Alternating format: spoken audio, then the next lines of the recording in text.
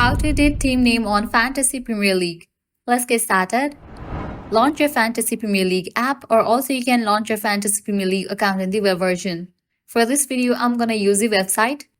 After you are logged in, you'll land to this kind of page. Now over here, you're gonna find different options. Navigate to the option of Pick Team. Now over here, you'll find your team. Scroll down.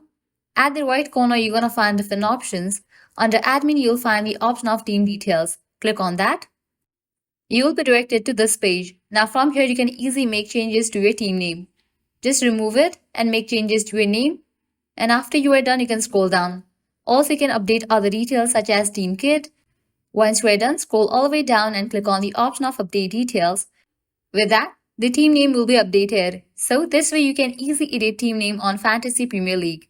At the end, if you guys find this video helpful, don't forget to like, share and subscribe to our channel. Thanks for watching.